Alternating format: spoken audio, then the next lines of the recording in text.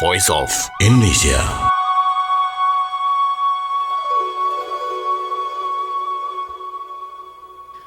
Voice of Indonesia dari Indonesia untuk dunia.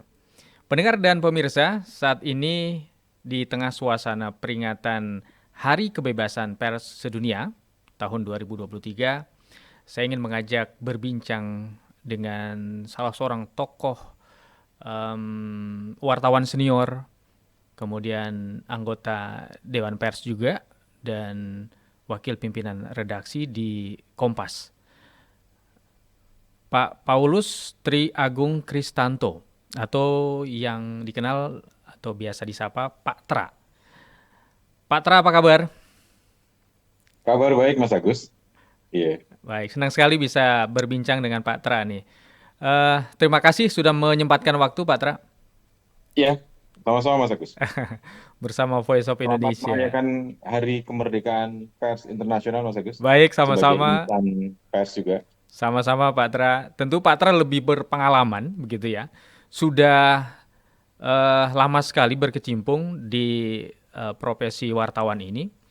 Mhm. Eh, Ya mungkin kalau ditanya seorang wartawan itu yang merupakan tonggak sejarah adalah kapan tulisan pertama dimuat di media massa kemudian bisa Mhm. dibaca oleh publik. Nah, masih ingat nggak, Pak Tra? Masih ingat Mas Agus, saya pertama kali menulis dan kemudian tulisan saya dimuat di media massa ketika saya kelas 4 SD. Kelas 4 SD? Itu berarti sekitar saya lahir tahun 69, Mhm. berarti kalau 4 SD itu umur 10 tahun, tahun 79, tahun 80. Wow. Tulisan saya pertama kali dimuat di media nasional. Waktu itu namanya Harian eh, Bernas, Berita Nasional di Yogyakarta. Oke. Memang saya tidak membuat sebuah laporan jurnalistik, tetapi saya membuat cerita anak pada waktu itu. Oh, oke, Yang oke. saya diajari oleh kakak saya, Mhm. yang waktu itu kakak saya masih SMP atau SMA gitu, Mhm. dan kakak nomor satu saya. Dan kakak saya ini belum pernah membuat tulisan yang kemudian dimuat di media pada waktu itu. Iya, Saya iya, iya. kemudian diminta bercerita dan kemudian sambil ngobrol dengan kakak saya kemudian ditulislah dari sebuah cerita anak yang ditulis masih pakai tulisan tangan. Jadi Aha. kemudian dikirimkan ke Via pos eh, ya? ya suara apa berita nasional tadi Aha. Bernas di Jogja dan dimuat pada waktu itu sebagai cerita Wow. anak.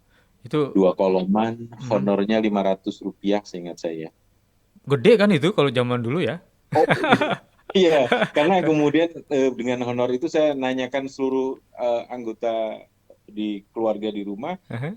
mau diminta dibeliin apa gitu. Iya, Dan iya, iya. oleh ibu saya kemudian dibelikan telur sehingga hari itu biasanya kalau tahun-tahun dulu kan telur itu bisa makannya separuhan gitu. Hari itu sepanjang hari bisa makan siang dengan telur, malam dengan telur satu-satu. Jadi yo luar biasa. Oke, bangga sekali ya sebagai pribadi dan tentu ini juga yang menjadi pendorong ya. Bagaimana nanti ketika Pak Tra besar, lalu memang ingin serius terjun di profesi wartawan, begitu ya? Betul. Salah satu yang membuat saya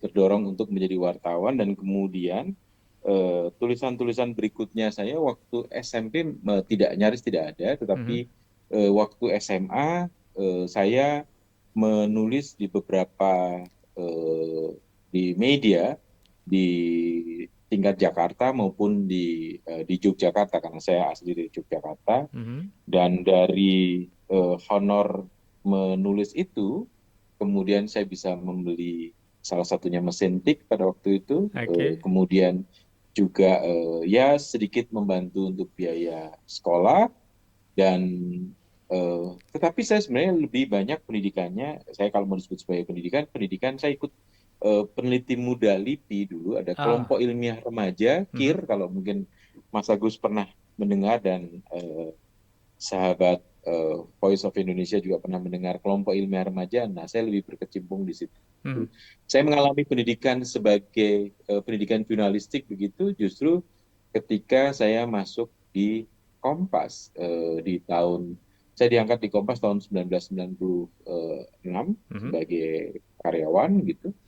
Dan disitulah yang namanya saya menemukan pendidikan jurnalistik, karena sebelumnya saya lebih bermain di pendidikan peneliti muda tadi, dan menulis itu dengan belajar dari membaca dan membaca dan membaca. Baik. Karena menjadi seorang penulis, menjadi seorang wartawan, tidak harus membaca, membaca, Mhm. membaca, dan membaca. Baik. Dari bentuknya kemudian menulis, menulis, menulis, menulis, atau melaporkan kalau di radio semacam Mas Agus misalnya. Oke, ini pesan yang kuat sekali untuk wartawan sekarang ya. Ternyata Ya, menjadi seorang wartawan itu tidak hanya pandai menulis, tapi juga ya kalau melihat pengalaman Pak Tra itu yang seorang peneliti, artinya ketelitian, kemudian eh, apa namanya, check and balance dan data Mas Agus. data ya, data yang paling Iya, utama itu. data. Dan saya Hmm, selalu mengatakan bahwa banyak orang mengatakan menjadi wartawan itu sekarang gampang. hmm, Menurut saya tidak. oke. Ada bedanya antara seorang wartawan dan seorang pembuat konten atau Hmm, penyebar informasi, hmm, sekedar penyebar informasi. Kalau penyebar informasi kita dapat, atau pembuat konten gitu, kita dapat informasi apapun, kemudian kita dapat konten apa, kita punya ide konten apapun, kita bisa membuat dan kemudian menyebarkan begitu saja. betul. Tetapi seorang wartawan, seorang jurnalis, ada satu kata kunci yang harus dilakukan, yang tadi Mas Agus juga sudah menyebutkan, adalah cek dan recheck salah satunya, Hmm, dan itu adalah apa yang disebut dengan disiplin pada verifikasi. oke. Tidak bisa lain. Hmm, Karena hmm, kemudian ada standar jurnalistik yang harus dipenuhi. Misalnya kalau penulisan berita ya 5W1H. baik. Kemudian ada paling tidak cover both side. Eh, Paling tidak ada cover all side. Oke. Dan itulah yang disebut dengan disiplin pada verifikasi. Ada data, Hmm, ada konfirmasi dan sebagainya. Itu membedakan seorang wartawan atau seorang jurnalis dengan seorang pembuat konten atau penyebar konten. Penyebar oke. informasi. Oke, tadi menarik apa mengenai apa yang disebut sebagai peralatan tempur seorang wartawan itu ya. Hmm. Dan kemudian media untuk menulisnya tadi dari mulai tulisan tangan, kemudian mesin tik, komputer, lalu sekarang ya bisa dengan gadget seperti itu ya. Apa yang membedakan wartawan dulu dengan sekarang kalau menurut yang dialami oleh Pak Tra? Kalau ketika sudah bertemu dengan eh, komputer, bertemu dengan eh, dengan smartphone hari ini, kita bisa menuliskan dengan smartphone, dengan atau menulis dengan komputer, atau mencari data bahkan dengan komputer. Hmm, Semua dimudahkan. Kalau dulu enggak, Mas. Dulu rasanya ketika kita menulis dengan tulisan tangan, apalagi, atau kemudian tulisan mesin mesin tik gitu ya kan, hmm. kan nggak boleh salah, betul-betul kemudian kita harus jeli. Kenapa? Karena begitu salah, susah menghapusnya gitu. Ya, ya, ya. Ya, susah menghapusnya. Satu kurang kata saja kan kemudian disisipkannya juga setengah mati. Kalau hari ini dengan Kemudahan. komputer, Ya. desktop maupun laptop, misalnya dengan smartphone, orang dengan mudah mencari datanya, Mhm, melengkapinya, dan kemudian menuliskannya, bahkan termasuk melakukan koreksinya. mhm. Kalau dulu rasanya sih setengah mati. Jadi sehingga itu yang membuat kemudian mungkin wartawan-wartawan pada masa lalu dia betul-betul teliti untuk kemudian jangan sampai membuat salah. Apalagi kalau dulu editor-editor, saya memang tidak pernah mengalami editor yang kemudian kita menulisnya dalam sebuah kertas yang layout gitu di kotak-kotak, kemudian ngetiknya tidak boleh keluar dari kotaknya dan sebagainya. Kalau Hmm. kemudian salah bisa diremas-remas sama editornya. Cerita-cerita senior-senior saya di Kompas itu kemudian diremas-remas, bahkan disobek oleh Iya, editornya, iya. dibuang ke tempat sampah. Itu kalau hari ini kan nggak mungkin terjadi. Nggak Iya. mungkin kemudian editornya membanting laptopnya reporternya gitu kan, atau membuang handphone smartphone-nya reporternya gitu, nggak mungkin. Jadi Oke, dan Pak. hari itu lebih mudah, Lebih artinya mudah. saya lebih mudah mengumpulkan data, Mas Agus. Ya. Ya. Saya ketika menjadi awal-awal menjadi wartawan di Kompas, waktu itu saya masih menjadi disebut sebagai koresponden gitu Mhm. di Semarang tahun 1994 gitu, 95 gitu.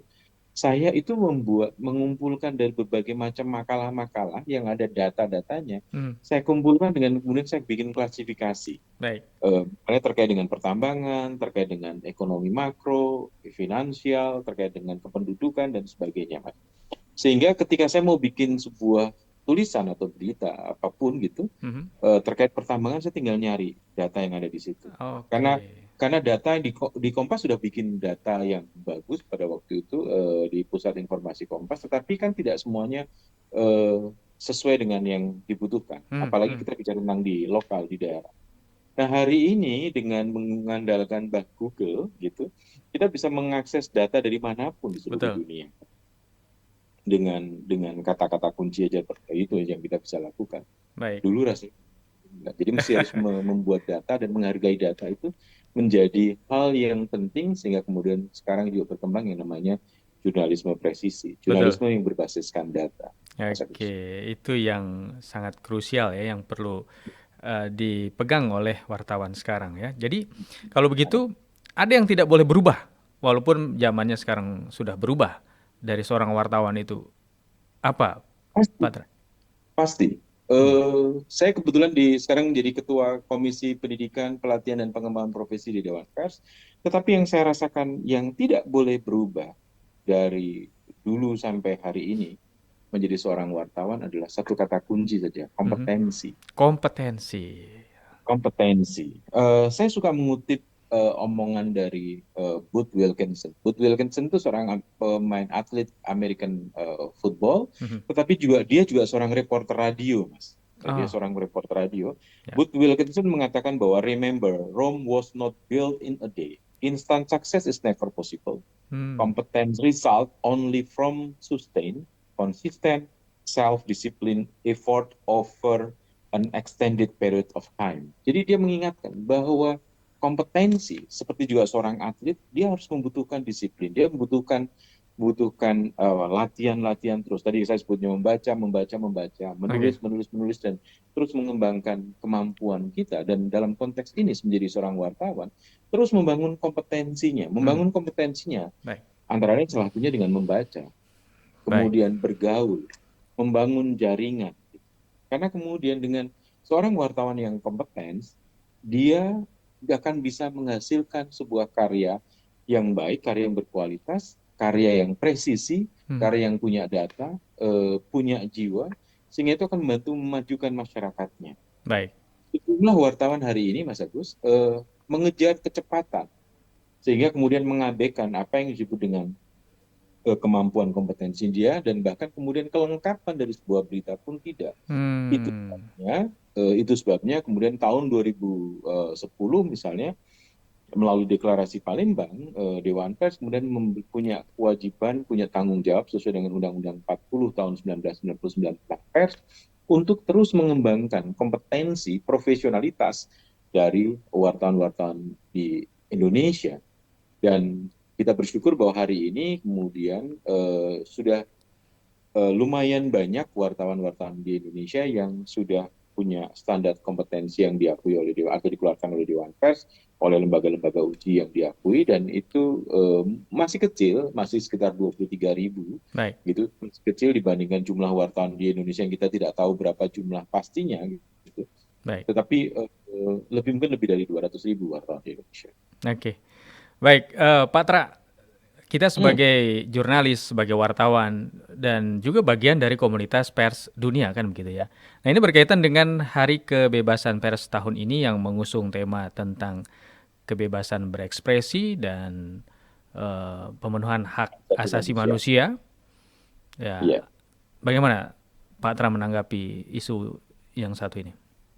Iya, rasanya di Indonesia kita sudah cukup bebas ya, relatif bebas untuk terkait dengan kemerdekaan pers di Indonesia. Ya, bahkan untuk membuat media tidak perlu pakai izin, tetapi juga harus terbuka. Hmm. Nah, terkait dengan pemenuhan hak asasi manusia, ada fungsi pers di Indonesia dan saya kira juga di dunia, bukan hanya sekedar untuk memberikan informasi, tetapi dia juga punya fungsi untuk mencerahkan. Ya, dia punya fungsi untuk pendidikan, dia punya fungsi untuk menghibur, membangun harapan. Hmm. Tetapi juga di sisi lain yang dia juga tidak boleh dilupakan, dia punya fungsi ekonomi. Nah, dalam konteks inilah seringkali kemudian kita tahu eh, sejumlah media dengan keterbatasannya, pengelola media itu masih, saya bicara tentang kesejahteraan pekerja pers ya, itu Hmm. masih terabaikan di satu sisi. Sehingga kemudian hak untuk mendapatkan penghasilan yang layak secara secara saya sebutnya secara manusiawi yang kita atur juga di dalam Undang-Undang Dasar 1945 itu saya menyebutnya dalam beberapa kasus masih sering diabaikan di Indonesia, sehingga kemudian kita menemui di lapangan orang hanya berbekal surat tugas, surat sebagai wartawan atau surat keterangan bahwa sebagai wartawan, Hmm. kemudian dia harus mencari untuk kehidupannya dia sendiri dan termasuk juga menghidupi media. Baik. Menurut saya ini sebuah dalam tanda petik pelanggaran terkait dengan kemudian membangun kemerdekaan pers sendiri. Bagaimana dia bisa membangun kemerdekaan kalau hidupnya tergantung pada orang lain, Ya. sangat tergantung pada orang lain yang bukan medianya. Itu satu sisi. Sisi yang lain di media di negara kita terkait dengan kemerdekaan pers dan kemudian hak asasi tadi, kita masih menemukan, Mas Agus, sahabat Voice of Indonesia, Mhm. masih menemukan adanya media-media yang kemudian menggunakan kekuatan informasi yang dia miliki untuk menyerang orang lain, Hmm. bahkan mendiskreditkan orang lain, dan tanpa mengabaikan haknya orang itu untuk kemudian ya untuk dengan berbagai kepentingan. Masih ditemukan sejumlah media Oke. yang tidak menjalankan fungsi untuk tadi disiplin pada verifikasi. Ya. Masih ditemukan media atau wartawan yang membuat laporan-laporan yang berbau kemudian pornografi, Hmm. bahkan tidak menghargai, saya sebutnya menghargai kemanusiaan, khususnya terkait dengan kaum perempuan misalnya dan kaum disabilitas misalnya. Ini Oke. masih terjadi, sehingga kemudian Ya. Dewan Pers pun juga sudah mengeluarkan peraturan Dewan Pers tentang pedoman pemberitaan terkait dengan keberagaman Baik. misalnya gitu. Iya, Pak Tra, Itu masih artinya terjadi. artinya kemerdekaan pers di tanah air tidak tegak Mhm. lurus dengan tanggung jawab daripada Ya, pelaku pers itu sendiri, ya walaupun oknum-oknum tadi ya, terhadap iya, publik seperti itu ya.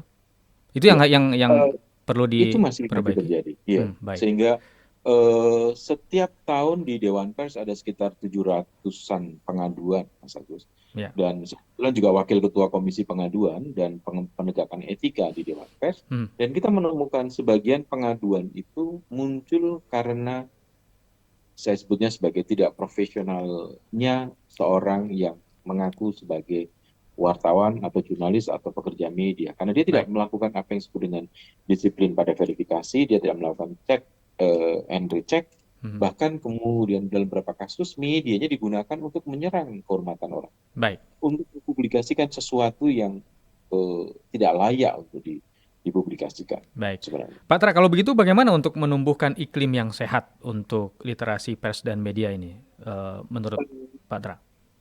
Salah satu yang dilakukan adalah terus melakukan upaya penyadaran kepada sejumlah pemilik media tentang tanggung jawab dari pemilik media kepada wartawan-wartawannya, kepada pekerja medianya, satu. Kemudian yang kedua juga menumbuhkan kompetensi dari wartawan-wartawan atau pekerja media yang lain gitu, termasuk kalau di radio tentu ada reporter, Ya. mungkin ada penyiar gitu yang mungkin sebagian penyiar tidak reporter, sebagian reporter bukan penyiar gitu kan. Ya bagaimana Ya. kemudian menumbuhkan pekerja media yang lain untuk kemudian memahami betul profesionalismenya, memahami betul tanggung jawabnya dan melaksanakan. Kemudian juga membangun kesadaran dari masyarakat untuk apa peran media pers yang kita sebut sebagai pers dalam Undang-Undang 40 tahun 1999, tetapi di satu sisi juga ada namanya media sosial, ada juga apa yang namanya para pembuat konten yang tadi saya sebutkan.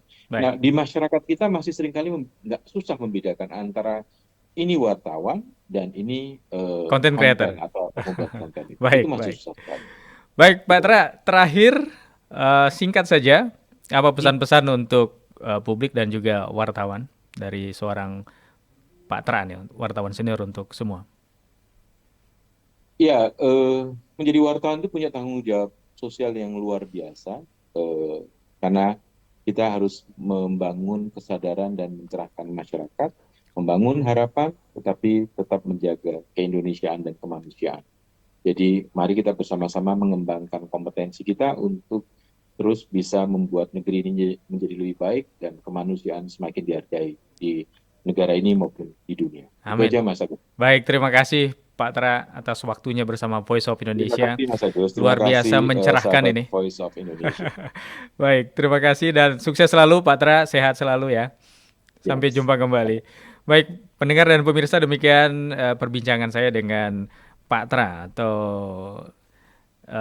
Pak Paulus Tri Agung Kristanto, wartawan senior Kompas dan juga anggota Dewan Pers serta wakil pimpinan redaksi di Kompas ya, yang sudah berbincang di Voice of Indonesia di Hari Kemerdekaan Pers Sedunia tahun 2023. Voice of Indonesia.